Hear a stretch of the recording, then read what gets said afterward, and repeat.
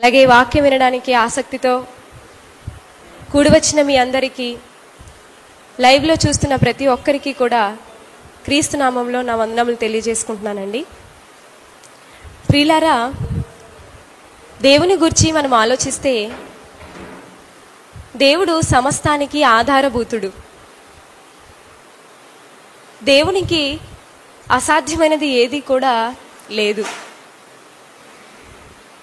మరి మనిషి ఎవరి వల్ల బ్రతుకుతున్నాడు అంటే, దేవుడు లేకపోతే అసలు మనిషి శూన్యమని మనం చెప్పాలి. దేవుని సహాయం లేకపోతే, దేవుడు అంటూ లేకపోతే మనిషి అసలు బ్రతకలేడు, జీవించలేడు. అంటే దేవుని మీద మనం అంతా ఆనుకొని బ్రతుకుతున్నాం. ప్రతి విషయంలోనూ కూడా దేవుని మీద ఆనుకొని లోకంలో ఉన్న వారందరూ బ్రతుకుతున్నారు, మనం కూడా బ్రతుకుతున్నాం. మరి అలా ప్రతి విషయంలో మనల్ని పోషిస్తూ, మనల్ని పెంచుతూ, మనకు కావలసిన ప్రతి అవసరతను తీరుస్తున్న దేవుణ్ణి మనం ఏం చెయ్యాలి? ఏం చెయ్యాలంటే పొగడాలి, ఆయనని ఘనపరచాలి, ఆయనని కొనియాడాలి. అంతే కదండి. ఎవరైనా మంచి పని చేస్తే మనం ఏం చేస్తామండి? పొగుడుతాం, బాగా చేశారండి అంటాం. ఎవరైనా మీకు సాయం చేస్తే ఏమీ అనకుండా వదిలేస్తామా మనం? లేదండి. మీరు చేసిన సహాయానికి మీ రుణం ఎలా తీర్చుకోవాలో నాకు తెలియట్లేదు అంటారు. అంటే ఎవరైనా ఏదైనా మనకి మేలు చేస్తే మనం వాళ్ళని గొప్పగా చూస్తాం. మరి దేవుడు మనకు అన్ని మేలులు చేస్తూ, మనకు కావలసిన ప్రతీదీ కూడా మనకిస్తూ, మనల్ని ప్రతిసారి కూడా కాపాడుతూ ఇలా ప్రేమిస్తున్నప్పుడు దేవుణ్ణి ఏం చేయాలి? అసలు పొగడాలి కదండి. ఆయన గురించి గొప్పగా సమాజంలో చెప్పాలి. కానీ ఈ సమాజంలో దేవుణ్ణి పొగడాల్సింది పోయి, దేవుని గురించి గొప్పగా చెప్పాల్సింది పోయి, ఇన్ని మేలులు చేసిన దేవుడు ఎంత గొప్పవాడో అని సమాజానికి తెలియజేయకుండా దేవుని గురించి ఈరోజు ఏం మాట్లాడుతున్నారంటే చాలా దారుణంగా మాట్లాడుతున్నారు. ఎంత దారుణంగా అంటే ఆ పదాలు కూడా నోటితో మనం పలకలేం, అంత దారుణంగా మాట్లాడుతున్నారు. అంటే ఎవరైనా సరే దేవుని గురించి తప్పుగా మాట్లాడతారు, అది మనందరికీ తెలిసిన విషయమే. దేవుడు ఇది అది, దేవుడు పక్షపాతి, దేవుడు మనుషులందరినీ కూడా ఒకలా చూడట్లేదు, దేవుడు అందరినీ కూడా చంపేస్తాడు, దేవుడు పిల్లల్ని కూడా చంపేస్తాడు, దేవుడు చాలా భేదాలు కలిగినటువంటి వ్యక్తి అని ఎన్నో మాటలు సమాజంలో ఉన్న మనుషులు మాట్లాడటం మనం చూసాం. మరి ఈ విధంగానే మాట్లాడుతున్నారా అంటే ఈ విధంగా మాట్లాడట్లేదు, ఇంకా దారుణంగా మాట్లాడుతున్నారు. ఎంత దారుణం అంటే చెప్పాను కదా, నోటితో మనం చెప్పలేం, కనీసం మనం కళ్ళతో చదవలేం ఆ మాటలు. అంత దారుణంగా దేవుని గురించి మాట్లాడుతున్నారు. ఏమండి, మరి ఇలా ఇంత దారుణంగా దేవుని గురించి మనుషుల్లో చాలా మంది మాట్లాడుతున్నారు. ఈ మధ్యకాలంలో అయితే మరీ ఎక్కువ మాట్లాడుతున్నారు కదండి, చాలా ఎక్కువ. చేతికి ఏది కామెంట్ పెట్టాలంటే అది పెట్టేస్తారు, ఎలా తిట్టాలనిపిస్తే అలా తిట్టేస్తారు, ఏది అనిపిస్తే మనసులో ఉన్నది అది మాట్లాడేస్తారు. అంటే నోటికి వచ్చిందేదో అది దేవుడి గురించి అనేయడమే ప్రస్తుత కాలంలో మనుషులకు ఒక పనిగా అయిపోయింది. కానీ ప్రియులారా, అసలు దేవుని ముందు మనిషి ఎంతో అనేది మనిషికి తెలిస్తే కనీసం దేవుని దగ్గర మనిషి నోరు మెదపడు. చాలా సందర్భాల్లో చూడండి, లోకంలో సహజంగా కొంతమంది మనుషులు కొందరితో ఏమని మాట్లాడతారు తెలుసా? వాళ్ళ స్థాయిని చూసి, వాళ్ళ పరిస్థితిని చూసి వాళ్ళు ఏమంటారంటే, నువ్వెంత, నీ స్థాయి ఎంత అంటారు. అంతే కదండి. నువ్వెంత, నీ స్థాయి ఎంత, నా ముందు నువ్వెంత, నీ బ్రతుకెంత. ఇలాంటి మాటలు మీరు విన్నారా? పోలీస్ అధికారులు చూడండి, వాళ్ళకన్నా తక్కువ స్థాయిలో ఉన్నవారిని ఏమంటారు? నువ్వెంత నా ముందుకి, నేను తలుచుకుంటే నీ ఉద్యోగం తీసేస్తాను. ఒక ధనవంతుడు ఒక పేదవాడిని చూసి ఏమంటాడు? నువ్వెంత నా ముందు, తలుచుకుంటే నేను ఏదైనా నేను చేయగలను. అంటే నా ముందు నువ్వెంత, నా ముందు నువ్వెంత, నా ముందు నీ స్థాయి ఎంత, అంటే నేనే గొప్పవాణ్ణి, నేనే చాలా ధనవంతుణ్ణి, నా ముందు నువ్వు అసలు నీ స్థాయి చాలా తక్కువ, నీ స్థాయి ఎలాంటిది అంటే చాలా చాలా తక్కువ స్థాయిని మనుషులకి తెలిసేటట్టుగా నువ్వెంత, నీ బ్రతుకెంత అని మాట్లాడుతుంటారు. గతంలో మాజీ ముఖ్యమంత్రి గారి మీద కూడా ఈ మాట మాట్లాడారు, నువ్వెంత, నీ బ్రతుకెంత. ప్రియులారా, మనుషులు ఈ మాట ఎందుకు మాట్లాడతారు? ఎప్పుడైనా మనుషులు ఎందుకు ఇలాంటి మాట మాట్లాడతారంటే వాళ్ళే గొప్పవాళ్ళు, వాళ్ళకి మించిన వారు ఎవరు లేరు, అసలు వారికి మించిన వాళ్ళు ఇంకొకరు ఎవరు ఉండరు, వాళ్ళకన్నా మించిన ధనవంతులు ఇంకొకరు ఉండరు, వాళ్ళకన్నా మించిన జ్ఞానవంతులు ఇంకొకరు ఉండరనే ఉద్దేశంతో ఎదుటివారిని ఎలా మాట్లాడతారు తెలుసా అండి? నువ్వెంత, నీ బ్రతుకెంత అంట. ఇలా మనిషి మాట్లాడుతూ మాట్లాడుతూ మాట్లాడుతూ మనుషుల దగ్గరే మాట్లాడలేదు ఈ మాటలు. ఎవరి దగ్గర మాట్లాడతారు తెలుసా? దేవుని దగ్గర కూడా ఇలాంటి మాటలు మాట్లాడతారు. ఏమండి, దేవుని దగ్గర మనిషి అసలు ఇలాంటి మాటలు మాట్లాడచ్చా? దేవుడు ఈరోజు మనల్ని అందరినీ కూడా కాపాడుతున్నాడు కనుకనే ఈరోజు మనం అంతా ఇక్కడ ఉన్నాం. లేదు దేవుడు కాపాడట్లేదంటే ఏ ఒక్కరము కూడా ఇలా ఉండం. మనం దేవుని వల్లనే బ్రతుకుతునేటప్పుడు దేవుని మీద మనిషి నోరు పెద్ద చేసుకుని ఎలా మాట్లాడుతున్నాడు చూడండి. దేవుని కోసం మాట్లాడేటప్పుడు ఏమనుకుంటున్నాడు తెలుసా మనిషి? ఏదో దేవుని కంటే తనే ఏదో గొప్పవాడుగా, దేవుని కంటే తనే గొప్పవాడుగా, అన్నీ తెలిసిన వాడిగా. ఒక శాస్త్రవేత్త అలాగే అనుకుంటున్నాడు, ఒక మతోన్మాది అలాగే అనుకుంటున్నాడు, నాస్తికులు, హేతువాదులు వీరందరూ ఇలాగే అనుకుంటున్నారు. ఏంటంటే దేవుడు కంటే మేము గొప్ప వాళ్ళం, దేవుడు ఎంత మా ముందు, అలాగే కదండి అనుకుంటున్నారు. మేము దేవుని కణాన్ని పట్టేసుకున్నాం. దేవుని కణాన్ని ఏం చేశారటండి? పట్టేసుకున్నారట. అంటే దేవుని కణాన్నే పట్టుకునేంత గొప్ప వాళ్ళు వీళ్ళు. అంటే దేవుని కన్నా వీళ్ళు ఎలాంటి వారు? చాలా గొప్పవాళ్ళు అని ఫీల్ అయిపోతుంటారు. అంటే లోకంలో మనిషి ఏమనుకుంటాడో తెలుసా? నాకంటే మించిన వారు ఎవరు ఉండరు అని మనుషుల గురించి ఆలోచిస్తూ దేవుని గురించి కూడా నాకున్న జ్ఞానం ఏంటి, దేవుడికున్న జ్ఞానం ఏంటి అంటే మనిషి ఎలా ఆలోచిస్తున్నాడంటే నేను దేవుడి కంటే గొప్పవాడిని అయిపోవాలి. ఇప్పుడు సునామీలు, భూకంపాలు ఇవన్నీ వచ్చాయి కదండి, ఇవన్నీ కూడా ఎలా అధిగమించాలని ఆలోచిస్తున్నారట. ఇవి వచ్చినా సరే ఎలా నేను తట్టుకోవాలి, ఎలా నేను వాటిని జయించాలి అని ఆలోచిస్తున్నారట. అసలు మనిషి జయించగలడా? అవి వాటి బారి నుండి తప్పించుకోగలడా చెప్పండి? అవి వచ్చినా సరే అవి తట్టుకునేటంతటి స్థాయిలో నేను ఎలాగ నా జ్ఞానాన్ని పెంచుకోవాలని ఆలోచిస్తున్నాడట. ప్రతీది ఇలాగే ఆలోచిస్తున్నాడు. ఏదైనా సరే నేనే గొప్ప, నన్ను మించిన వారు ఎవరూ లేదు, దేవుడు ఎంత నా ముందు అనుకుంటున్నాడు మనిషి ఈరోజు. ప్రియులారా, అసలు మనం దేవుని దృష్టికి ఎలాంటి వారని చెప్పండి? మనం దేవుని దృష్టికి ఎలాంటి వాళ్ళం? ఒక చీమ ఉంది అనుకోండి, ఒక చీమ, అది ఎలా కనిపిస్తుంది మనకు చెప్పండి? చీమ ఎలా కనిపిస్తుంది? చిన్నగా, అంతేనా? మనం దాని ముందు ఎలాగుంటామండి? అసలు చీమ ముందు మనం ఎలా ఉంటాం, ఎలా నిలబడతాం? చీమ ఏంది ఎంత ఉంటుంది, మనమేమో అంత ఉంటాం. అదేమో చాలా చిన్నదిగా ఉంటుంది, దాని కళ్ళు చిన్నవి, దాని శరీర ఆకారం చాలా చిన్నది. కానీ మనం ఎలా ఉంటాం? ఎంత పెద్దగా ఉంటాం. మనం ఏమనుకుంటాం చెప్పండి? మన ఫీలింగ్ ఏముంటుంది చెప్పండి? చీమ కరుస్తుంది అనుకో, మనం ఏం చేస్తాం? అమ్మో నిన్ను నేను కొట్టను, నిన్ను నేను చంపను, నువ్వు నన్ను చంపేస్తావు అంటామా? నువ్వెంత నా దృష్టికి? చాలా మంది మనుషుల్ని కూడా మాట్లాడితే ఏమంటారు? నువ్వా నా దృష్టికి చీమలాటోడివి, ఇలే కదా అంటారు. అంటే మనం ఏదో చీమని భయంకరమైన జీవిగా చూడం. ఎలా చూస్తామో తెలుసా? ఇలా కాలుతో నలిపేస్తే అది నలిగిపోతుంది. అంటే మనం ఎలా చూస్తున్నాం? దాని స్థాయి ఏంటి, మన స్థాయి ఏంటి? ఎందుకు అలా చూస్తున్నాం మనం? అది చాలా చాలా చిన్నది, మనం దాన్ని ఏదైనా చేయగలం. అది లైన్గా వెళ్తుంటుందండి, గీత చరిపేస్తాం మనం, అంతే కదా? అప్పుడు పాపం ఎటెల్లలో తెలియదు, ఇలాగ అయిపోతుంటాయి చీమలన్నీ. అంటే మనం ఏదైనా చేయగలం. దోమ అలాగే కరుస్తుంది, ఎప్పుడు కొడదామని చూస్తే ఒక్కసారి కొడితే చచ్చిపోతా లేదా? అంటే అవి మన దృష్టికి ఎలా కనిపిస్తున్నాయి? అంటే చాలా చాలా చిన్నవి. అందుకే మనం ఏమనుకుంటాం?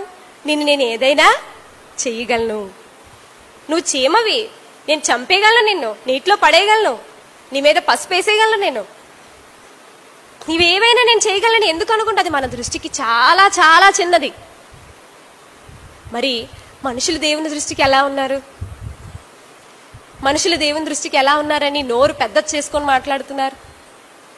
అసలు దేవుడు ఏమన్నాడండి? ఆకాశం నా సింహాసనము, భూమి నా పాదపీఠం అన్నాడు. అవునా? ఆకాశం ఏంటంట దేవుని సింహాసనం, భూమి దేవుని పాదపీఠం. ఇప్పుడు మనిషి ఆలోచించాలి, అసలు దేవుని ఆకారం ఎలా ఉంది ఏంటి అని దేవుడు చెప్తూ ఆయన ఎలా ఉన్నాడంటే ఆకాశం ఆయన సింహాసనం అయితే భూమి ఏంటంట ఆయన పాదపీఠం. అంటే ఆలోచించండి, తండ్రి ఎంత గొప్పవాడో,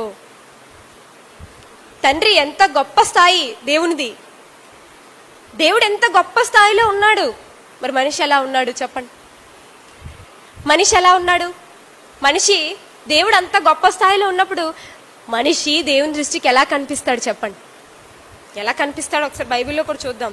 యెషయా గ్రంథము 40వ అధ్యాయము 15వ వచనం మనం చూస్తే, యెషయా గ్రంథం 40వ అధ్యాయం 15వ వచనం, యెషయా గ్రంథము 40వ అధ్యాయము 15వ వచనం నుండి చూడండి.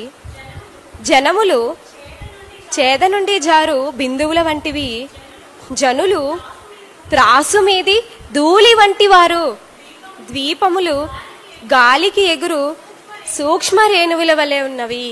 ఇక్కడ మనుషులు ఎలా ఉన్నారని చెప్తున్నాడు తెలుసా? జనములు చేద నుండి జారు బిందువుల వంటివి, జనులు త్రాసు మీది ధూళి. ఎలా ఉన్నారట జనులు? ధూళి. మన బట్టలు వేసుకుంటాం అండి, బట్టలకి ధూళి పడుతుందా లేదా? మనం విడిచిన తర్వాత ధూళి వస్తుందా లేదా? అలాగే చూడండి, ఇంట్లో ప్రతిరోజు అన్ని శుభ్రం చేసుకుంటాం, కానీ మళ్ళీ మరుసటి రోజుకి ధూళి పట్టేస్తాయి. అలా ఆ ధూళిని చూస్తే మనం ఏమనుకుంటాం? భయపడిపోతాం ఆ ధూళికి ఏమైనా ఎప్పుడైనా మనం? లేదండి. మనం ఎలా చూస్తాం? చాలా మందిని మనుషుల్ని ఇలా కూడా అంటాం, నువ్వు ధూళి లాంటి వాడివి, ధూళితో కూడా పోలుస్తాం. ఇంకా ఏమంటాం? నువ్వు నా దృష్టికి చిన్న చీమ లాంటి వాడివి. అంటే ఎలా ఉన్నారట మనుషులు? జనులు త్రాసు మీది ధూళి వంటి వారు, ధూళిలా ఉన్నారు.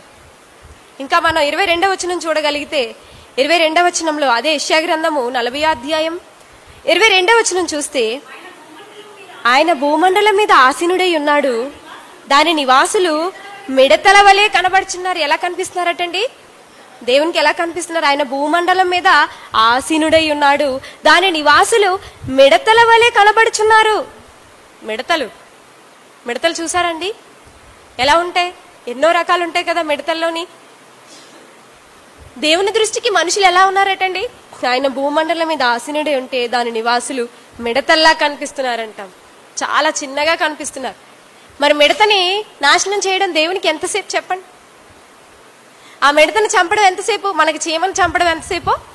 దేవుడికి కూడా అంతే. అంటే మనుషులు దేవుని దృష్టికి ఏ పాటి వారు? అసలు మనుషులు దేవుణ్ణి అనడానికి ఏ పాటి వారు? ఎలాంటి వాడు? దేవుడు చెప్తున్నాడు, మిడతలు, ధూళి. ధూళి లాంటి వారు మీరు, మిడతలు లాంటి వారు మీరు. మరి మిడత లాంటి నువ్వు, ధూళి లాంటి నువ్వు దేవుని మీదే పెద్ద నోరు చేసుకుని మాట్లాడుతున్నారంటే వాళ్ళని ఏమనుకోవాలి చెప్పండి? అంటే వాళ్ళకి ఇంకా దేవుడు అంటే ఏంటో అర్థం కాలేదు. దేవుణ్ణి తక్కువ అంచనా వేశారు వాళ్ళు. ఏం వేశారు? తక్కువ అంచనా. ఇప్పుడు చూడండి, చాలా మంది మనుషుల కోసం అంటారు, నేను వాడిని తక్కువ అంచనా వేశాను అంటారు. అంటే ఏదో అనుకున్నాను కానీ చాలా చాలా గొప్ప గొప్ప వాడే అంటారు. అలాగే సమాజం కూడా దేవుణ్ణి చాలా తక్కువ అంచనా వేసింది. అంటే దేవుణ్ణి ఏదైనా అనొచ్చులే. ఇప్పుడు మనిషిని ఎదురుగా అన్నాం అనుకోండి, ఏం చేస్తారు? ఊరుకుంటారు? ఎవరైనా ఊరుకుంటారా చెప్పండి? చిన్న మాట అన్నారు, ఇంకా పెద్ద మాట అనండి, ఇంకా దానికన్నా పెద్ద మాట అంటే ఏం చేస్తారండి? ఎదురుగా ఉంటే ఏం చేస్తారు చెప్పండి? ఖచ్చితంగా కొడతారు, ఖచ్చితంగా కొడతారు. కానీ దేవుడు ఎదురుగా కనిపించట్లేదు కదా, అందుకే ఎన్నైనా అనొచ్చు దేవుడు. నేను నోటుకొచ్చిందలా అనొచ్చు, నోటుకొచ్చిందనే తిట్టొచ్చు, చాలా దారుణంగా కూడా తిట్టొచ్చు, చదవలేనంత దారుణంగా కూడా దేవుని తిట్టొచ్చు. మిడతలాంటి మనిషి, చీమలాంటి మనిషి, ధూళి లాంటి మనిషి ఎంతో గొప్పవాడైన దేవుని గురించి ఇలా ఆలోచిస్తున్నాడంటే అర్థం ఏంటో తెలుసా? మనిషికి దేవుడు అంటే ఏంటో అర్థం కాలేదు. అసలు మనిషి దేవుని గొప్పతనాన్ని తెలుసుకోలేకపోతున్నాడు. ఒక మనిషిని చూసినప్పుడు ఈయన తక్కువ అంచనా వేశాను కానీ ఈయన గొప్పవాడే అంటే ఆయన స్థాయిని చూసి అనుకుంటారు. కానీ దేవుని గురించి మనిషికి ఇంకా అర్థం కావటం లేదు. అందుకే వాళ్ళు ఎలా ఉన్నారట, దాని నివాసులు మిడతల వలె ఉన్నారు. మరి మిడతల లాంటి మనిషి దేవుని కోసం ఎందుకండి చెడుగా మాట్లాడతారు? ఎందుకండి దేవుని కోసం చెడుగా మాట్లాడితే మనం చెప్పాలి? ఇప్పుడు మీ ఇంట్లో ఎవరైనా మీ నాన్నగారి గురించి కానీ, మీ అమ్మగారి గురించి కానీ, మీ చెల్లి గురించి కానీ, మీ అక్క గురించి కానీ, మీ తమ్ముడి గురించి కానీ తప్పుగా మాట్లాడితే సైలెంట్గా వచ్చేస్తాం మనం. పోనీ కొట్టము అలాగని వెళ్ళి కొట్టము. ఏం చెప్తాం? మీరు వాళ్ళని ఇలా తప్పుగా అపార్థం చేసుకున్నారు, తప్పు అని. మన వాళ్ళ కోసం ఎవరైనా చెడుగా మాట్లాడితే మనం ఊరుకోము. వాళ్ళకి మంచిగా అయినా చెప్తాము, కొంతమంది అయితే కొట్టైనా చెప్తారు. కానీ ప్రియులారా, దేవుని గూర్చి సమాజం నోరు పెద్ద చేసుకుని నీచంగా మాట్లాడటం మనుషులకే అది చాలా ప్రమాదకరం. ఎందుకంటే అసలు మనిషి దేవుని దృష్టికి ఏ పాటివాడు? దేవుడు కూడా అండి ఏమని అన్నాడు ఒకసారి చూడండి. దేవుని దృష్టికి మనుషుల గురించి మాట్లాడుతూ బైబిల్లో రాయబడిన మాటలు చూస్తే యోబు గ్రంథం 34వ అధ్యాయం 14వ వచనం చూడండి. యోబు గ్రంథము 34వ అధ్యాయము, యోబు గ్రంథం 34వ అధ్యాయం 14వ వచనం. ఆయన తన మనస్సు తన మీదే ఉంచుకొని ఎడల తన శ్వాస నిశ్వాసములను తన యొద్దకు తిరిగి తీసుకొని ఎడల శరీరులందరూ ఏకముగా నశించెదరు, నరులు మరలా ధూళి అయిపోదురు. ఇక్కడ ఏమంటున్నాడు తెలుసా? ఆయన తన మనస్సు తన మీదే ఉంచుకున్న ఎడల, దేవుని మనస్సు దేవుని మీదే ఉంచుకుంటే, అంతే కదండి అర్థం. దేవుని మనస్సు దేవుని మీదనే ఉంచుకుని ఎడల తన శ్వాస నిశ్వాసములు తన యొద్దకు తిరిగి తీసుకున్న ఎడల మనుషులు ఏమైపోతారటండి? శరీరులందరూ ఏకముగా నశించెదరు, నరులు మరలా ధూళి అయిపోదురు. దేవుని మనస్సు దేవుని మీదే ఉంచుకుంటే మనుషులు ఏకంగా నశిస్తారు, మళ్ళా వాళ్ళు ఏమైపోతారట? ధూళి అయిపోతారట. అంటే ఇప్పుడు మనం అంతా కూడా నశించకుండా బాగున్నామంటే దేవుని మనసు ఎవరి మీద ఉంది? మనమంతా నశించకుండా బాగున్నామంటే దేవుని మనసు ఎవరి మీద ఉంది? మన మీద ఉంది. ఎవరి మీద ఉందండి? మన మీదే. ఒక్కసారి దేవుడు తన మనసుని తన మీదే పెట్టుకుంటే మనమంతా ఏమైపోతాం అంటండి? నాశనం అయిపోతాం. అంటే దేవుడు తన మనసును మన మీదే పెట్టుకుని మనల్ని కాపాడుతూ నిరంతరం ఉంటున్నాడు. దేవుడు మనసును మన మీదే పెట్టుకున్నాడా? మన మీదే పెట్టుకున్నాడు. ఎలాంటి మన మీద? మిడతల్లాంటి, ధూళి లాంటి మన మీద. ఎప్పుడైనా సరే తక్కువ వాళ్ళని ఎప్పుడైనా మనం గొప్పగా చూస్తామండి? చెప్పండి. లోకంలో ధనవంతులు చూడండి, పేదవారిని ఎవరినైనా సరే ఇంట్లో వాళ్ళ స్థాయి లాంటి స్థాయిని ఇస్తారా చెప్పండి? అసలు వాళ్ళ కోసం ఆలోచిస్తారా? చాలా మంది అంటారు, నా ముందు నిలబడడానికి కూడా నీకు అర్హత లేదు. ఇలాంటి మాటలు విన్నారా? ధనవంతుల నోట, రాజకీయ నాయకుల నోట, పోలీస్ అధికారుల నోట, బాగా హృదయం అంతా గర్వంతో నిండిపోయిన వారి నోట మనం వింటుంటాం. అసలు నా ముందు నిలబడడానికి నీకు అర్హత లేదు, అసలు నువ్వెంత నన్ను అనడానికి, నువ్వేంటి నా ముందు అసలు అంటే. ప్రియులారా, ఇలా మనుషులందరూ కూడా మాట్లాడుతున్నారంటే అర్థం ఏంటి? వాళ్ళని గొప్ప స్థాయిలో చూడరు, వారి కోసం ఏం పట్టించుకోరు. కానీ మిడతల్లాంటి మనల్ని కూడా, చీమల్లాంటి మనల్ని కూడా, ధూళి లాంటి మనల్ని కూడా దేవుడు ఏం చేస్తున్నాడు తెలుసా? జ్ఞాపకం చేసుకుంటున్నాడు. ఏం చేసుకుంటున్నాడు? జ్ఞాపకం. ఎప్పుడైనా ఒక గొప్ప అధికారి ఒక చిన్న అధికారిని జ్ఞాపకం చేసుకుంటాడా? ఒక పెద్ద ధనవంతుడు చిన్న పేదవాడిని జ్ఞాపకం చేసుకుంటాడా? ఎప్పుడైనా చెప్పండి. వాళ్ళ ఇంట్లో పని వాళ్ళని ఎలా చూస్తారు? వాళ్ళ బట్టలు ఉతికే వాళ్ళని ఎలా చూస్తారు? గిన్నెలు తోమని వాళ్ళని ఎలా చూస్తారు? వారి కోసం కేటాయించబడిన పని వాళ్ళందరినీ ఎలా చూస్తారు? వాళ్ళు ఎప్పుడైనా జ్ఞాపకం చేసుకుంటారా? లేదండి.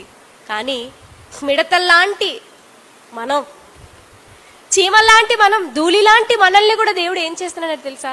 జ్ఞాపకం చేసుకుంటున్నాడు. చూడండి ఒకసారి యోబు గ్రంథం 7వ అధ్యాయం 17వ వచనం చూడండి. యోబు గ్రంథం 7వ అధ్యాయము 17వ వచనం. యోబు గ్రంథం 7వ అధ్యాయం 17వ వచనం. మనుషుడు ఏ పాటివాడు? అతని గణపరచనేలా?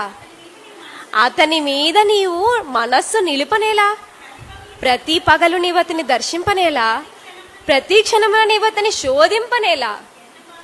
ఎంతకాలము నీవు నన్ను చూచటం మానకుందువు? నేను గుటక వేయ వరకు నన్ను విడిచిపెట్టవా? నేను పాపం చేసిన నరులను కనిపెట్టువాడా, నేను నీ ఎడల ఏం చేయగలను? ఏమంటున్నాడు? చాలు. ఇక్కడ ఏమంటున్నాడు తెలుసా?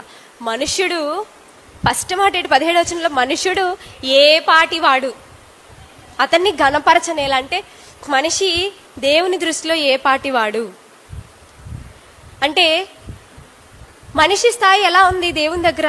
చాలా చాలా చాలా చిన్నవాడు మనిషి, కానీ దేవుడు చాలా గొప్పవాడు. అలాంటిది మనుషుడు ఏ పాటివాడు? అతన్ని ఘనపరచనేలా, అతని మీద నీవు మనస్సు నిలుపనేలా. ఎవరి మీద అండి దేవుని మనసు నిలిపాడు? మన మీద. ఏ పాటి వారమని మన మీద మనసు నిలిపాడు? ఎలాంటి వారమని? మనం గొప్పవాళ్ళమా? మనం ఏదైనా దేవుని దృష్టికి మంచివారిగా కనిపిస్తున్నామా? ఏ పాటి వారం మనం అసలు? అంటే ఈ మాట దేవుడు వాడుతున్నాడు అంటే, అసలు దేవుని ముందు మనిషి ఎంతటి వాడో అన్నది తెలియజేయడానికి చెబుతున్నాడు ఇక్కడ. మనుషుడు ఏ పాటి వాడో అతన్ని గణపరచనేలా, అతని మీద నీవు మనసు నిలపనేలా. మనసు నిలపడమే కాదు, ప్రతి పగలు నీవు అతన్ని దర్శించనేలా. ప్రతి పగలు ఎవరు మనల్ని దర్శిస్తున్నారు? ఎవరిని దర్శిస్తున్నారు? దేవుడు కదండి. ప్రతి పగలు నీవు అతన్ని దర్శింపనేలా, ప్రతి క్షణము నీవు అతన్ని శోధింపనేలా. అంటే ప్రతి క్షణం మన మీద తన మనసు పెట్టుకొని దేవుడు ప్రతి క్షణం మనల్ని దర్శిస్తూ ప్రతి పగలు ఇంత గొప్పగా మనల్ని ప్రేమిస్తున్నాడు. కానీ మనం ఏ పాటి వారం? దేవుని ప్రేమను పొందుకోవడానికి మనం ఏ పాటి వారం? మనం అంత గొప్పవాళ్ళమా? చెప్పండి. మన స్థాయి అంత గొప్పదా? పోనీ ఏమైనా మనం దేవుడి దృష్టికి మంచిగా బ్రతికేస్తున్నామా?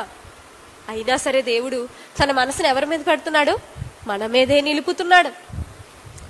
మనుషుడు ఏ పాటి వాడు? దేవుడు అతన్ని జ్ఞాపకం చేసుకోవడానికి.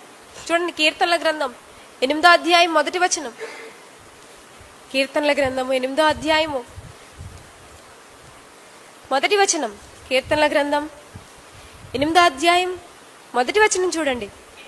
యెహోవా మా ప్రభువా, ఆకాశములో నీ మహిమను కనపరచువాడా, భూమి యందంతటా నీ నామము ఎంత ప్రభావము గలది. ఏమంటున్నారు తెలుసు? యెహోవా మా ప్రభువా, ఆకాశములో నీ మహిమను కనపరచువాడా, భూమి యందంతటా నీ నామము ఎంత ప్రభావము గలది అని దేవుడు చెబుతూ 3వ వచనంలో దేవుడు ఏమన్నాడంటే, 3వ వచనం, నీ చేతి పని అయిన నీ ఆకాశములను నీవు కలుగజేసిన చంద్ర నక్షత్రములను నేను చూడగా, నీవు మనుష్యుని జ్ఞాపకం చేసుకున్నటకు వాడే పాటివాడు, నీవు నరపుత్రుని దర్శించుటకు వాడు ఏ పాటివాడు. ఏమండి, చూసారా దేవుడు ఏమంటున్నాడు? నీ చేతి పని అయిన నీ ఆకాశములను నీవు కలుగజేసిన చంద్ర నక్షత్రములను నేను చూడగా, నీవు మనుషుని జ్ఞాపకం చేసుకోవడానికి వాడు ఏ పాటివాడు.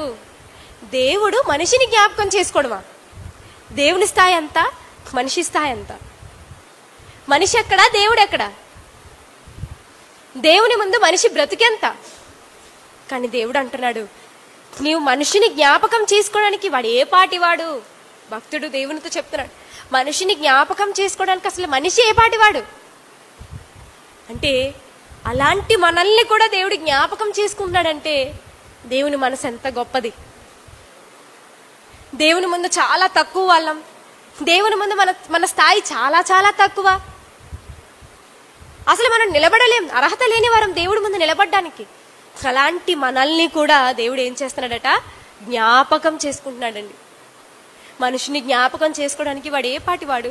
నీవు నరపుత్రుని దర్శించడానికి వాడు ఏ పాటివాడు? దేవుడు దర్శిస్తున్నాడటండి. మిడతల్లాంటి మనల్ని, ధూళిలాంటి మనల్ని, చీమల్లాంటి మనల్ని దేవుడు ఏం చేస్తున్నాడు? దర్శిస్తున్నాడు. దేవుడు దర్శిస్తున్నాడంటే దేవుని ప్రేమ ఎంత గొప్పది. మనుషుల్లాగా నువ్వెంత, నీ బ్రతుకెంత అని అనలేదు దేవుడు. నువ్వెంత, నీ స్థాయి ఎంత, నేను నీకోసం జ్ఞాపకం చేసుకోవడం ఏంటి అలా అనలేదు. వాళ్ళు నా పిల్లలు. దేవుని మనసు ఎంత గొప్పదంటే, మనం ఏ పాటి వారం దేవుడు అసలు జ్ఞాపకం చేసుకోవడానికి ఇంకా దేవుడు అలా చెప్తే ఏమన్నాడు తెలుసా అండి, నీవు నరపుత్రుని దర్శించటకు వాడు ఏ పాటి వాడు, దేవుని కంటే వాడిని కొంచెము తక్కువగా చేసి ఉన్నావు, మహిమా ప్రభావములతో వానికి కిరీటము ధరింపజేసి ఉన్నావు, నీ చేతి పనుల మీద వానికి అధికారం ఇచ్చావు. ఎవరికండి దేని మీద అధికారం ఇచ్చాడు? చేతి పనుల మీద అధికారం. దేవుని చేతి పనులన్నిటి మీద అధికారం. గొర్రెలన్నిటినీ, ఎడ్లన్నిటినీ, అడవి మృగములను, ఆకాశ పక్షులను, సముద్ర మత్స్యములను, సముద్ర మార్గంలో సంచరించి వాటన్నిటినీ వాని పాదముల క్రింద ఉంచి ఉన్నావు. ఎవరి పాదాల క్రింద పెట్టాడు? మన పాదాల కింద. సమస్తాన్ని మనకు లోపరిచి, సమస్తాన్ని మనకిచ్చి, చేతి పనులన్నిటి మీద అధికారం ఇచ్చి, అన్నిటినీ కొనుక్కొని తింటున్నామంటే, చెట్టు నుండి వృక్ష ఫలాలు మనం తీసుకొని తింటున్నామంటే ఏ అధికారంతో తినేస్తున్నాం? ఎవరిచ్చారనే అధికారంతో తినేస్తున్నాం మనం. దేవుడిచ్చిన అధికారం. దేవుడిచ్చాడు మనకు అధికారం. అలాంటి వారికి, ధూళి లాంటి మనకి దేవుడిచ్చిన అధికారం. అదే కదా అన్నాడు, వాని పాదముల క్రింద నీవు ఉంచి ఉన్నావు, మన పాదాల కింద పెట్టాడంట. దేవుడేమో మనల్ని అంత గొప్పగా చూస్తుంటే, అంత గొప్పగా చూసిన దేవుణ్ణి సమాజం ఎలా చూస్తుంది? చాలా నీచంగా మాట్లాడుతుంది. చాలా నీచం అండి. అవి చదువుతున్నప్పుడు మనకు బాధ కలుగుతుంది. మనం నోటితో చెప్పలేము అవి చెప్పాలంటే. అలా బాధ కలిగినప్పుడు ఏమనాలి మనం? ఇలా నోరు చేసుకుని దేవుడి కోసం మాట్లాడుతున్న వారిని సైతం దేవుడు చూస్తూ ప్రేమిస్తూనే ఉన్నాడు. ఆయన ప్రేమిస్తున్నాడు. ఆయన మనిషిని జ్ఞాపకం చేసుకుంటున్నాడు. కానీ దేవుడు మనిషిని జ్ఞాపకం చేసుకోవడానికి అసలు మనిషి ఏ పాటి వాడు? ఏ పాటి వాడు? మనిషి ఏదీ లేదు మనిషికి. దేవుడు లేకపోతే, చెప్పాను కదా, దేవుడు లేకపోతే మనిషి శూన్యం. అలాంటి మనిషిని కూడా దేవుడు జ్ఞాపకం చేసుకున్నాడంటే ఆయన ప్రేమ ఎంత గొప్పది. అలాంటి దేవుని మీద మనిషి నోరు చేసుకొని మాట్లాడితే, దేవుణ్ణి అన్నందుకు మనిషే రేపొద్దున భవిష్యత్తులో బాధపడతాడు. దేవుడు ఖచ్చితంగా ఆ మనిషికి ఏదో ఒకనాడు శిక్ష విధిస్తాడు. దేవుడి కోసం అన్నప్పుడు దేవుడు చూస్తాడు, ఓర్చుకుంటాడు. ఒకానొక దినమున ఖచ్చితంగా ఆ మనిషికి బుద్ధి కలిగేటట్టుగా చేస్తాడు. మరి ఎందుకు దేవుని మీద పెద్ద నోరు చేసుకుని మాట్లాడాలి? అసలు మాట్లాడడానికి మనిషి ఎంత, మనిషి బ్రతికెంత? ఇంకొక మాట కూడా మనం చూస్తే, కీర్తనల గ్రంథం 144 అధ్యాయం 3వ వచనం చూడండి. కీర్తనల గ్రంథం 144 అధ్యాయం 3వ వచనం. కీర్తనల గ్రంథము 144వ అధ్యాయము 3వ వచనం. కీర్తనల గ్రంథం 144వ అధ్యాయము 3వ వచనం. యెహోవా, నీవు నరులను లక్ష్య పెట్టుటకు వారు ఏ పాటివారు? నీవు వారిని ఎన్నిక చేయుటకు మనుషులు ఏ పాటివారు? నరులు వట్టి ఊపిరిని పోలి ఉన్నారు, వారి దినములు దాటిపోవు నీడవలే ఉన్నవి. ఎలా ఉన్నారంటే మనుషులు, యెహోవా నీవు నరులను లక్ష్య పెట్టుటకు, నరులను దేవుడు ఏం చేస్తున్నాడండి? లక్ష్య పెడుతున్నాడు. నీవు నరులను లక్ష్య పెట్టుటకు వాడు ఏ పాటివారు? అసలు వాళ్ళు ఎలాంటి వారు తండ్రి? వాళ్ళెంత? మీ ముందు వాళ్ళెంత? వాళ్ళు ఏ పాటివారు? నీవు వారిని ఎన్నిక చేయుటకు, ఎన్నుకోవడానికి ఏ పాటివారు? ఎన్నిక చేయుటకు మనుషులు ఏ పాటివారు? వారు నరులు వట్టి ఊపిరిని పోలి ఉన్నారు. ఎలా ఉన్నారటండి? వట్టి ఊపిరి. మనుషులు వట్టి ఊపిరిని పోలి ఉన్నారు, వారి దినములు దాటిపోవు నీడవలే ఉన్నాయి. ఎలా ఉన్నాయి? నీడవలే. నీడ ఎప్పుడు ఉండిపోతుందండి? కనిపించదు మనకి, ఇలా కనిపిస్తుంది, మళ్ళీ మాయమైపోతుంది. అలాంటి దినాలు పెట్టుకొని, అంతలో కనబడి అంతలో మాయమైపోయే ఆవిరి వంటి జీవితం పెట్టుకొని దేవుని మీదే మాట్లాడతామా? మిడత లాంటి జీవితం పెట్టుకొని, ఒక ధూళి లాంటి జీవితం పెట్టుకొని మనం దేవుని మీదే పెద్ద నోరు చేసుకొని మాట్లాడితే దేవుడు ఊరుకుంటాడా ప్రియులారు? దేవుడు ఊరుకుంటాడా? ఖచ్చితంగా దేవుని కోపానికి గురైపోతారు. దేవునికి కోపానికి గురయ్యే ముందు వాళ్ళ మాటలు తెలుసుకోవాలి. ఎందుకో తెలుసా? ఒక ఇంట్లో తమ్ముడు గాని చెల్లి గాని తల్లిదండ్రుల మీద పెద్ద నోరు చేసుకుని ఎదురు సమాధానం ఇచ్చి మాట్లాడారు అనుకోండి, పెద్దవాళ్ళు ఏం చేస్తారండి? అలా మాట్లాడకూడదు, డాడీ మీద అలా నోరు పెట్టుకు మాట్లాడుకోకూడదు, ఊరుకో, అమ్మ మీద అలా మాట్లాడకూడదని గద్దిస్తారా లేదా? హెచ్చరిస్తారా లేదా? ఎందుకు హెచ్చరిస్తారో తెలుసా? వాళ్ళలో ఒక భయం ఉంటది. ఎక్కడ డాడీ కొట్టేస్తాడేమో తమ్ముడిని, ఎక్కడ డాడీ చెల్లిని కొట్టేస్తారేమో, ఎక్కడ అక్కను కొట్టేస్తారేమో అని భయం ఉంటది. ఎక్కడ కొట్టేస్తే మళ్ళీ ఏడుస్తుందేమో, అందుకే ఊరుకో అనకూడదు, డాడీని అలా అనకూడదు. అందుకే ఇప్పుడు కూడా చెప్తున్న మాటలేంటి తెలుసా? దేవుణ్ణి అలా అనకూడదు. దేవుణ్ణి అలా అంటే మనుషులు చాలా ఉగ్రతకి గురైపోతారు. ఎందుకంటే బైబిల్లో అలాంటి సందర్భాలు చాలా ఉన్నాయి. ఒకసారి మనం వాటిని చూడగలిగితే రాజుల 2వ గ్రంథం 19వ అధ్యాయం 22వ వచనం చూడండి. రాజుల 2వ గ్రంథం 19వ అధ్యాయం 22వ వచనం చూడండి. రాజుల 2వ గ్రంథము 19వ అధ్యాయము 22వ వచనం. నీవు ఎవరిని తిరస్కరించితివి, ఎవరిని దూషించితివి, నీవు గర్వించి ఎవరిని భయపెట్టితివి, ఇశ్రాయేలీల పరిశుద్ధ దేవుణ్ణే కదా. ఏంటి చూసారు ఈ మాట చదివారా? నీవు ఎవరిని తిరస్కరించావు, ఎవరిని తిరస్కరించావు? మనిషినా? కాదు. ఎవరిని దూషించావు, ఎవరిని దూషించావు? మనిషినా? కాదు.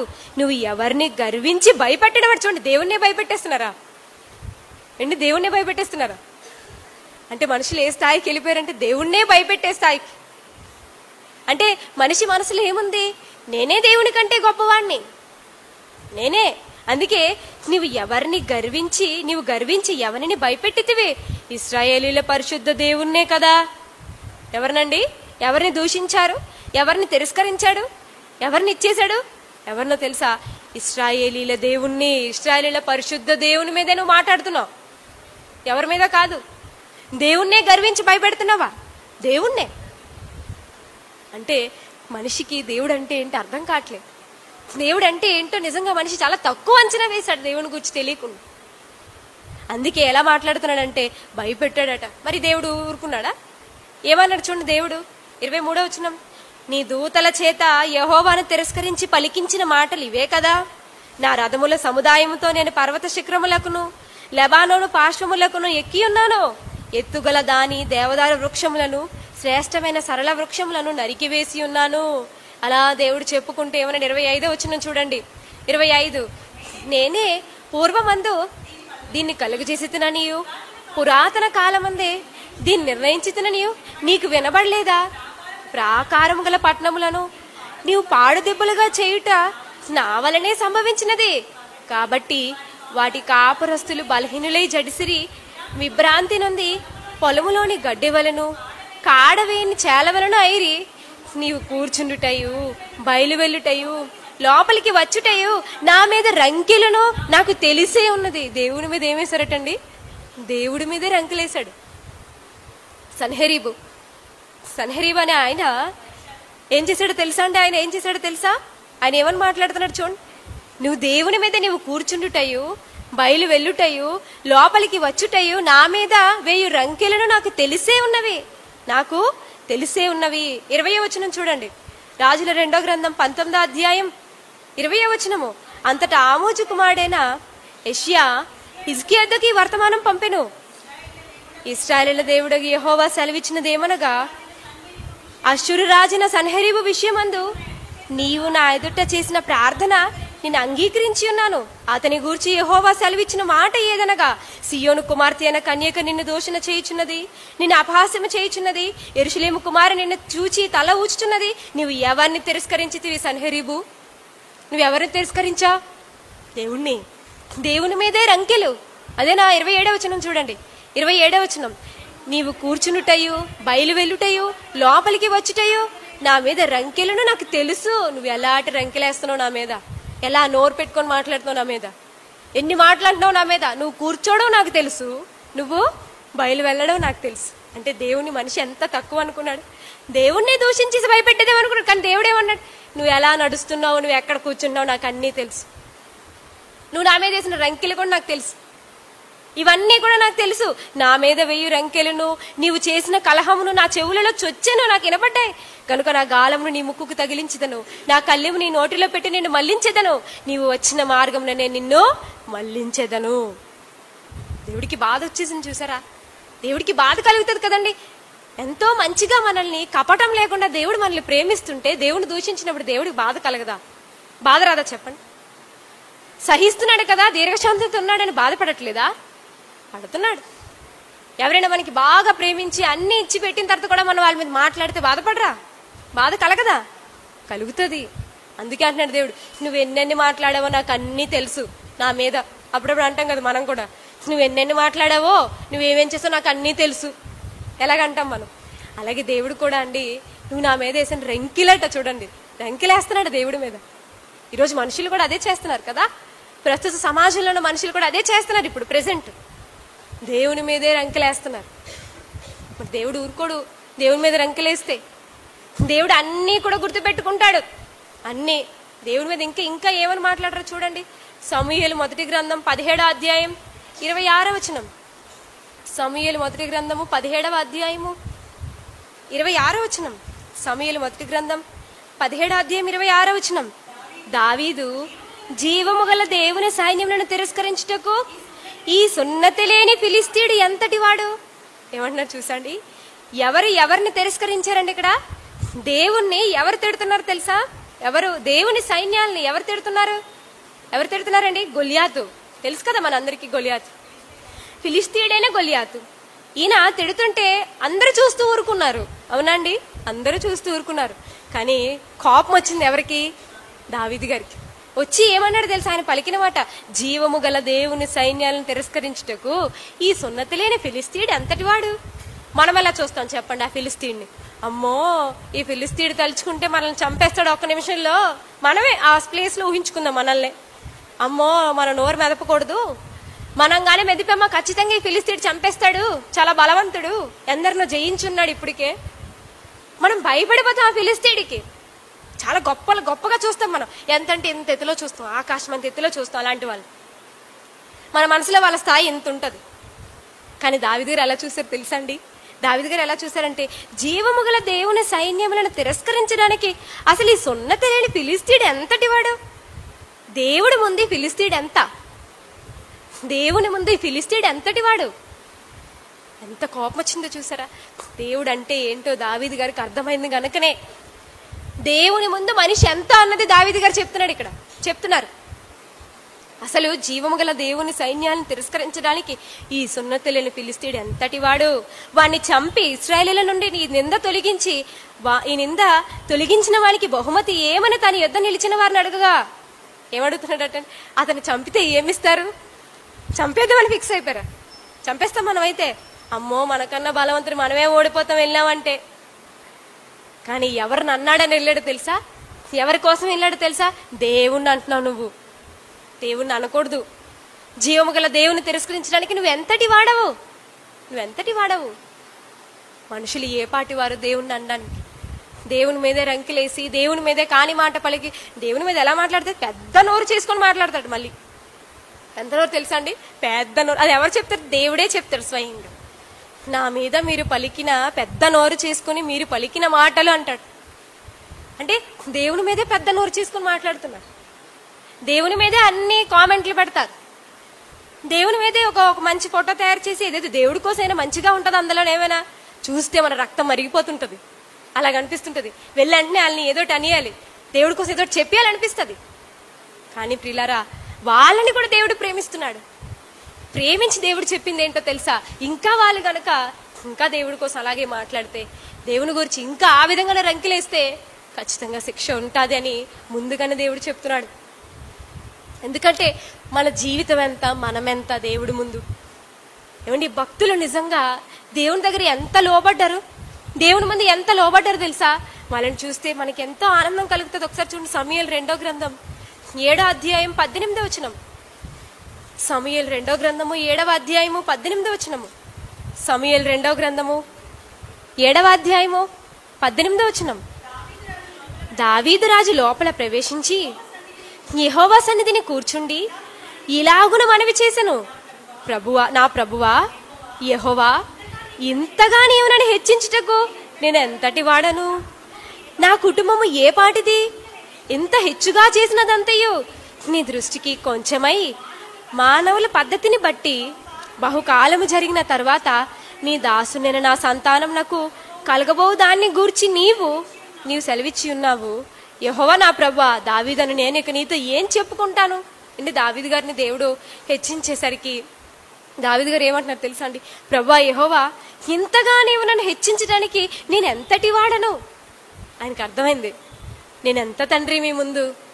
మీరు తలుచుకుంటే నన్ను చంపేయడం ఎంతసేపు, మీరు తలుచుకుంటే నా ఊపిరి ఆగిపోవడం ఎంతసేపు, మీరు తలుచుకుంటే నేను భూమి మీద లేకుండా ఉండడం ఎంతసేపు, నేనెంత మీ ముందు. ఎప్పుడూ మనం దేవుని ముందు ఇలాగే అనుకోవాలి. ఎప్పుడూ దేవుని ఎదుట మనం ఇలాగే అనుకునే బ్రతకాలి. నేను అదే కదా ఆయన అంటున్నాడు, నా ప్రభువా యెహోవా, ఇంతగా నువ్వు నన్ను హెచ్చిస్తున్నావు, ఇంతగా హెచ్చించాలా తండ్రి మీరు నన్ను, ఇంతగా హెచ్చించటం నేను ఎంతటి వాడను, నా కుటుంబం ఏ పాటిది, నా కుటుంబం ఎంతటిది, నేనే పాటి వాడిని, ఇలా చేయడానికి నేను ఏ పాటి వాడిని. నిజమే కదండి, మనం ఏ పాటి వారం. దేవుడు మన కోసం ఎన్నో మేలులు చేస్తున్నాడు కదా, అవన్నీ పొందడానికి నిజంగా అర్హులమా మనం? నిజంగా అర్హత ఉందా మనకి? లేదు, మనకు అర్హత లేదు. మన క్రియల వల్ల ఏదో మనం నీతిమంతులుగా తీర్చబడట్లేదు. ఆయన రక్తం వల్ల, ఆయన కృప చేత మనం అంతా కూడా నీతిమంతులుగా తీర్చబడుతున్నాం. మన గొప్పతనం ఏమి లేదు ఇందులోని, దేవుడు గొప్పతనం. మరి ఇంత దేవుని ముందు మనం ఎంత లోబడి బ్రతకాలి? ప్రతి మనిషి ఈ లోకంలో దేవుని ముందు నేను ఎంతటి వాడనని అనుకోవాలి. కానీ మనుషులందరూ కూడా దేవుని మీదే పెద్ద నోరు చేసుకొని మాట్లాడుతున్నారు. కానీ భక్తులందరూ ఏమని మాట్లాడుతున్నారు? ఇంతగా నువ్వు నన్ను హెచ్చించడానికి నేనెంత, నా కుటుంబం ఎంత తండ్రి. దేవుడు అంటే ఏంటో వాళ్ళకి అర్థమైంది. మనం దేవుని ఒక మాట అనకూడదు, దేవుని మీద విరోధంగా మనం ఏ మాట చెప్పకూడదనే విషయం వాళ్ళకి అర్థమైంది. అందుకేనండి వాళ్ళు, మీ దృష్టికి మేము ఎంతటి వారం, మీ దృష్టికి మేము ఏ పాటి వారం. ఇంకో మాట చూడండి, తగ్గించుకున్నారు వాళ్ళు. అపోస్తల కార్యములు 11వ అధ్యాయం 17వ వచనము. అపోస్తల కార్యములు 11వ అధ్యాయము 17వ వచనం. అపోస్తల కార్యములు 11వ అధ్యాయం 17వ వచనం చూడండి.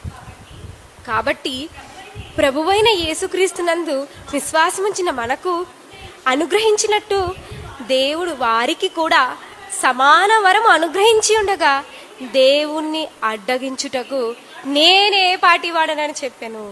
ఏమంటున్నారు తెలుసండి ఇక్కడ? ఏమంటున్నారంటే, కాబట్టి ప్రభు అయిన యేసుక్రీస్తునందు విశ్వాసముంచిన మనకు అనుగ్రహించినట్టు. ఎవరు మాట్లాడుతున్న మాటలు ఇవన్నీ? పేతురు గారు చెప్తున్న మాటలు. పేతురు గారు చెప్తే ఏమంటున్నారంటే, ప్రభువైన యేసుక్రీస్తునందు విశ్వాసం ఉంచిన మనకు అనుగ్రహించినట్టు దేవుడు వారికి కూడా సమాన వరం ఇచ్చాడు. దేవుణ్ణి అడ్డగించడానికి నేనే పాటి వాడిని, దేవుడెంత నేనెంత. దేవుడే వాళ్ళకి సమాన వరం ఇస్తుంటే ఆపడానికి నేనెవరిని, అడ్డగించడానికి నేనెంతటి వాడని. అంటే భక్తులు ఏం చేశారు? దేవుని దృష్టిలో వాళ్ళని వారు తగ్గించుకున్నారు. తగ్గించుకోవడం అంటే ఏంటి? వాళ్ళని వారు తగ్గించుకోవడం అంటే దేవుణ్ణి ఎప్పుడు ఒక మాట అనకూడదు, దేవుణ్ణి దూషించకూడదు. దూషిస్తే దేవుడు ప్రతి మాట గుర్తుపెట్టుకుంటాడు, దేవుడు మనసుకి బాధ కలుగుతుంది. ఒకవేళ దూషించి దేవుని ఉగ్రతకు మనకు గురైపోతే మన జీవితం మనకి ఇక్కడ ఉండదు. దేవుడు అంటే ఏంటో వాళ్ళకి తెలుసు, దేవుడిని అర్థం చేసుకున్నారు. దేవుని నేను తక్కువ అంచనా వేయలేదు వాళ్ళు. కానీ ప్రియులారా, ఈరోజు మనుషులందరూ కూడా దేవుని దృష్టిలో, దేవుని చాలా వారి దృష్టిలో తక్కువ అంచనా వేశారు. మరి అలాంటి వారిని దేవుడు చూస్తూ ఊరుకుంటాడు, ప్రేమిస్తాడు. కానీ ఇంకా ఇంకా ఇంకా మితిమీరిపోతే ఖచ్చితంగా దేవుడు వారికి చెప్పాల్సినటువంటి బుద్ధి చెప్పకుండా చెప్తాడు, ఖచ్చితంగా చెప్తాడు. వారు అనుకుంటారు ఏదో ఒక రోజు, ఎందుకు నేను ఈ పరిస్థితిలో ఉన్నాను, ఈరోజు ఎందుకు నాకు ఇలాంటి పరిస్థితి వచ్చిందంటే, ఒకనాడు దేవుణ్ణి దూషించావు, ఒకనాడు దేవుణ్ణి అన్నాం. ఏమంటే ఎంతమంది ఈరోజు వాక్యం చెప్పట్లేదు, ఎంతమంది లోకంలో ఉన్న వారందరికీ వాక్యం తెలియజేయట్లేదు చెప్పండి. దేవుడి గురించే కదా చెప్తున్నాం, అంతేనా? దేవుని గురించే చెప్తున్నాం, మనం దేవుని గొప్పతనం గురించి చెప్తున్నాం. అయినా సరే, వినబడుతున్నా సరే, దేవుని గొప్పతనం కోసం వినబడుతున్నా, వీళ్ళ దేవుడా పక్షపాతండి, వీళ్ళ దేవుడు ఎవరు? పక్షపాతి. వీళ్ళ దేవుడు తప్పును ప్రోత్సహిస్తాడు, తప్పుని. వీళ్ళ దేవుడు ఏం చేస్తాడు తెలుసా? తప్పును ప్రోత్సహిస్తాడు, తప్పులు రాయిస్తాడు. అవి చదివి మనుషులందరూ తప్పుడు మనుషులు అయిపోతారు. ఇది నేను మంచిగా చెప్పానండి, కానీ వాళ్ళు ఇంకో భాషలో రాస్తున్నారు అవన్నీ. అంటే వాటిని చూస్తుంటే మనకే బాధ కలుగుతున్నప్పుడు దేవునికి బాధ కలగదా చెప్పండి? దేవుని మనసుకి బాధ అనిపించదా? మరి అనిపించినప్పుడు దేవుని తరపున మనం చెప్పాలి కదా, వాళ్ళకి చెప్పాలి. వాళ్ళు ఏ విధంగా దేవుని కోసం మాట్లాడుతున్నారో అది మంచిది కాదని మనం తెలియజేయాలి. ఎందుకంటే వాళ్ళు కూడా మన సహోదరులే కదా, ఇప్పుడు దేవుని కోపానికి గురైపోతారు కదా. అందుకే వద్దు, ఇలాంటి మాటలు మాట్లాడకూడదు, ఇలాంటి వాటి గురించి మనం చెప్పకూడదు. దేవుని గురించి తప్పుగా మాట్లాడడానికి మనిషి ఏ పాటి వాడు, మనిషి స్థాయి ఎంత. కనుక మనం దేవుణ్ణి ఎప్పుడు కూడా గొప్పవారిగానే చూడాలి. అసలు ఈరోజు మనం అంతా కూడా ఇక్కడ కూర్చుని వాక్యం వింటున్నామంటే మనం అంతా కూడా ఒకప్పుడు దేవుని తెలుసుకోలేని వాళ్ళం అండి. దేవుని గురించి తెలుసుకోలేని వారి జీవితాలు ఎలా ఉంటే మన జీవితాలు అలాగే ఉండే ఒకప్పుడు. అసలు ఇలా ఉంటామని, ఇలా వాక్యం నేర్చుకుంటామని, ఇలా దేవుడి కోసం గొప్పగా చెప్తామని, సజీవుడైన దేవుని గురించి తెలుసుకుంటామనేటటువంటి ఆలోచనే మనకు లేదు. కానీ ఈరోజు మనం ఈ స్థాయిలో ఉన్నాం, దేవుని గురించి చెప్పే స్థాయిలో ఉన్నాం. ఇంకో వచ్చే వారంలో సభలు పెడుతున్నప్పుడు దేవుని గురించి అందరికీ చెప్పే స్థాయిలో. ఎందుకు మనం అంతా కూడా ఈ స్థాయికి వచ్చామంటే దేవుడు మనల్ని ఎన్నిక చేసుకున్నాడు, దేవుడు మనల్ని నిలబెట్టాడు. ఎందుకు అవకాశం ఇచ్చాడు? మనం గొప్పవాళ్ళమనా? మనల్ని చాలా గొప్పవారమనా? కాదండి, మనల్ని ప్రేమించి దేవుడు మనకి ఇచ్చాడు. మనం దేవుని దృష్టికి చాలా తక్కువ వారమైనా సరే మనల్ని ఎన్నిక చేశాడు దేవుడు తన పని కోసం. అది ఎంత గొప్ప భాగ్యం. ఆ భాగ్యాన్ని పొందుకున్న మనం తన పని కోసం మనల్ని దేవుడు ఎంపిక చేసుకునేటప్పుడు అది ఎంతో గొప్పదని భావించి ఈరోజు అనేక మందికి దేవుని మాటలు చెప్పాలనే అనుకుంటున్నాం. ఇలాగే మనం ఎప్పుడు దేవునిలో అనుకోవాలి, దేవుణ్ణి ఎప్పుడు ఇలాగే దేవుని ముందు మనం ఎంతటి వారం అనుకోవాలే తప్ప నేనెంతో తెలుసా, నేనెవరినో తెలుసా, ఇలా మాట్లాడతారు కదా. నాకు ఇలాంటి మాటలు వింటున్నప్పుడు అనిపిస్తుంటుంది, నేను ఎవరినో తెలుసా? అసలు ఎవరు మనిషివి? ఇంకెవరు? అంతే కదా, ఎవరైనా సరే వాళ్ళు ఎవరు? మనిషే. ఇంకేమైనా మనిషికి కాకుండా ఇంకేమైనా అవయవాలు ఉన్నాయా సపరేట్గా? ఏమైనా ఇంకేమైనా కొత్త ఉందా అందులో ఏమైనా మనిషిలో? నేను ఎవరినో తెలుసా, నేను ఎవరో తెలుసా నీకు? ఆ మాట వింటుంటే మనకి ఏమనిపిస్తుంది? అమ్మో చాలా చాలా గొప్పతనం ఉంది లోపల అనిపిస్తుంటుంది మనకి. అంతే కదా, అమ్మో అనిపిస్తుంటుంది నాకైతే. నేను ఎవరనుకున్నావు? నువ్వు నా ముందు ఎంత? అసలు నువ్వెంత? నీ బ్రతికెంత? ఈ మాటలు వింటే మన మనసు ఎంత గాయపడుతుందండి. నా బ్రతుకు అంత హీనమైనదా? నా బ్రతుకు అంత చిన్నదా? ఇలే కదా అనుకుంటాం. అంటే నేను అంత తక్కువ వాడినా? నేను అంత తక్కువ దాన్నా? అసలు నాకు కనీస విలువ లేదా? మనుషుల్ని ఎప్పుడు అలా చూడకూడదు. అలా అన్నామంటే మనం అర్థం చేసుకోవాలి, మనం కూడా ఎదుటివారిని చులకనగా చూస్తున్నామని. నువ్వెంత నేనెంత అనుకుని బ్రతికితే ప్రియులారా దేవుడు అనుకుంటాడు నువ్వెంత నా ముందని. అంతే కదా, మనిషిని చూసి దేవుడు ఏమనుకుంటాడు? నువ్వెంత, నీ బ్రతికెంత, నువ్వెంత, నీ బ్రతికెంత. నిమిషం నేను తలుచుకుని నిమిషం కూడా అవసరం లేదు, నాశనం అయిపోతావు. కానీ ఈరోజు దేవుడు మనల్ని కాపాడుతున్నాడంటే దేవుడి పట్ల ఎప్పుడూ కృతజ్ఞత. ఈరోజు మనం అంతా వాక్యం వింటాం అంటే బ్రతికి ఉండబట్టే కదండి. బ్రతికి ఉండబట్టేనా? లేదా నేను మాట్లాడలేను, చూడలేను, మీరు వినలేరు. ఎవరు బ్రతికించారు? రాత్రే చచ్చిపోతే మనం ఎప్పుడు పడుకునే మీద అలాగే అనుకోవాలి, ఈ రాత్రి నేను చచ్చిపోతే దేవుడు పని చేసి చచ్చిపోతున్నానా, నేను రేపటికుంటానో లేదో. దేవుడు మనల్ని ఎన్నుకున్నాడు అంటే దేవుడు పని చేసేయాలని ఆతృత మనకుందా? ఉంది. అందుకే కదండి సభలు పెడుతున్నాం, అందుకే కదా సభలు అన్నీ నిర్వహిస్తున్నాం, అందుకే కదా ఆ సభల కోసం ఎంతో కాలం నుండి ప్రయాసపడుతున్నారు. అవన్నీ కూడా నిజంగా దేవుడు కూడా విజయవంతంగా చేస్తాడు. మనం ఎప్పుడూ దేవుళ్ళు ఇలాగే ఉండాలి. ఎందుకంటే ఈరోజు మనుషుల పరిస్థితులు ఎలా ఉన్నాయో తెలుసా అండి? చాలా దారుణంగా ఉన్నాయి పరిస్థితులు, లోకంలో పరిస్థితులు.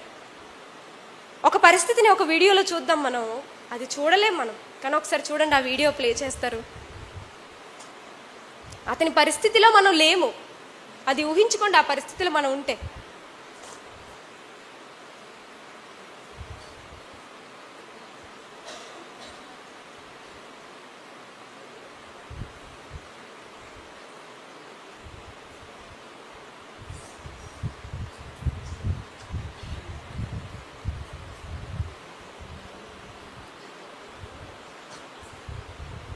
ఎంత దయానీయంగా ఉంటుందో తెలుసా అండి ఆయన పరిస్థితి.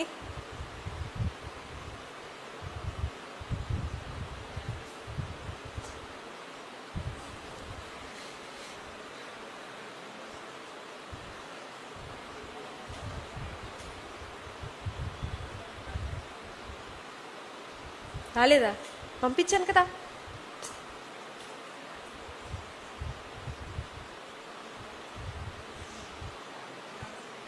అవదైతే అదే నేనే చెప్పేస్తానండి, అవదంట.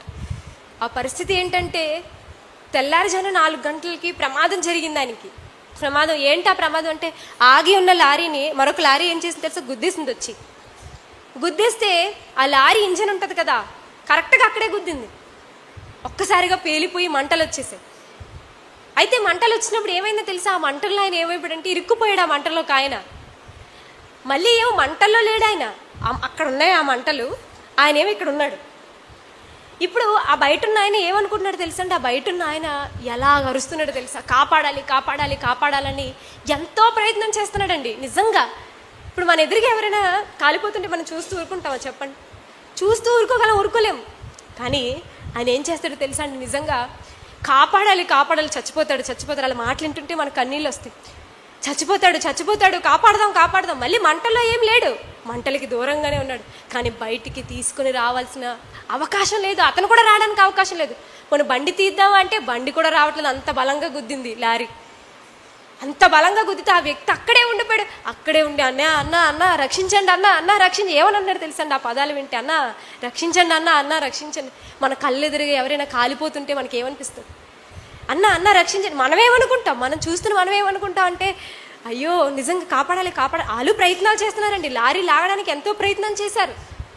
ఎంతో ప్రయత్నం చేసినప్పటికీ కూడా ఏమైందో తెలుసా? ఆ వ్యక్తి కాలిపోయాడండి, వాళ్ళెదురుగానే కాలిపోయాడు. అలాగా వాళ్ళు చూస్తూనే ఉన్నారు. అలాగ చూస్తూ ఉన్న వ్యక్తి ఆ లారీలో ఆ మంటలు దూరంగా ఉన్నాయి, దగ్గరికి రాకముందే ప్రాణం కాపాడండి అని అంటున్నాడు. కానీ ఏమైందో తెలుసా? మంటలు దగ్గరకు వచ్చి కాలిపోయాడండి. అప్పటిదాకా రక్షించండి అని అన్నాడు పాపం. కొన్ని బయటికి రాగలడా? బయటికి రాలేడు. వీళ్ళెళ్ళి కాపాడలేరు. రక్షించాలని అవకాశం ఉన్న మనసులో ఎంత వేదన అంటే, అయ్యో నా కళ్ళ ముందు ఒకటి చచ్చిపోయాడు. అతను ఏడుస్తే ఏమన్నాడు తెలుసండి? ఆ ముందున్న ఆయన చచ్చిపోయాడు అన్న ఏడుస్తున్నాడు అక్కడ కూర్చొని. అంటే మన పరిస్థితి అలా లేదే, లోకంలో మన పరిస్థితి అలా లేదు. అవి చూస్తున్నట్టు మనకి ఏమనిపించాలో తెలుసా? అక్కడ నేను లేను, బతుకున్నాను, ఈరోజు నా కుటుంబం బాగుంది, మరి నేనెందుకు దేవుడి మీద పెద్ద నోరు చేసుకొని మాట్లాడాలి? అలాంటి పరిస్థితుల్లో ఉన్నాడండి. అంటే కాపాడమని వేడుకుంటున్నా కాపాడలేని పరిస్థితి. నరకంలోకి వెళ్ళిపోతే పరిస్థితి అంతే కదండి, అంతే కదా? దేవుడి మీద పెద్ద నోరు చేసుకుని మాట్లాడి చచ్చిపోతే ఎక్కడికి వెళ్తారండి? నరకానికి. దేవుడి కోసం ఇంత నీచంగా మాట్లాడకూడని మాటలతో దేవుడి కోసం మాట్లాడితే నరకానికి వెళ్ళిపోతారా? అప్పుడు ఎంత వేదన వచ్చినా ఎవరు కూడా రక్షించడానికి రారు, ఎవరు కూడా రక్షించలేరు. చూడండి, ఇలాంటి పరిస్థితిలో మనం ఉంటే, ఇలాంటివి చూస్తున్నప్పుడు కూడా మనల్ని గురించి మనం గొప్పగా మాట్లాడుకుంటే దేవుడు చూస్తూ ఊరుకోడు. కనుక దేవుడి మీద ఎప్పుడు మన జీవితంలో మనం కూడా పెద్ద నోరు చేసుకొని ఏ రోజు దేవుని ఒకవేళ దేవుని తప్పుగా అపార్థం చేసుకుంటే వెంటనే దేవుని అయితే మనం క్షమాపణ అడగాలండి. ఎవరినైనా మనం అపార్థం చేసుకున్నా దేవుని దగ్గర క్షమాపణ అడగాలి. అలా దేవుని క్షమాపణ అన్నప్పుడు దేవుడు క్షమిస్తాడు. కానీ దేవుని కోసం పెద్ద నోరు చేసుకొని మాట్లాడామనుకోండి, నరకంలో ఇలాగే మనల్ని ఎవరు కాపాడరు. అక్కడ ఆయన కాలిపోయాడు, కానీ నరకంలో అలాగ మనం ఏమవుతుంటాం? బాధ అనుభవిస్తూనే ఉంటాం. కనుక మనల్ని దేవుణ్ణి ఎవరైతే దూషిస్తున్నారో, ఎవరైతే కాని మాటలు అంటున్నారో వాళ్ళందరూ తెలుసుకోవాల్సింది ఏంటో తెలుసా అండి? వారి జీవితాలు మంచిగా ఉండాలనుకుంటున్నారా, లేదా వారి జీవితాలు ఇలా అయిపోవాలనుకుంటున్నారు? ఇలా అవ్వకూడదు, దేవుడు మనల్ని ఎప్పుడు చల్లగా చూడాలి అనుకుంటే ఇప్పటికైనా దేవుడి కోసం మనం చెడుగా మాట్లాడడం ఆపేయాలి. ఆపకపోతే ఏంటి నేనంత అనుకున్నావంటే అప్పుడు దేవుడు ఖచ్చితంగా మనం దేవుడి ముందు మనమెంతో దేవుడు చూపిస్తాడు. కనుక ఈ మాటల ద్వారా నన్ను నేను హెచ్చరించుకుంటూ మిమ్మల్ని హెచ్చరిస్తూ నా మాటలు ముగిస్తున్నాను.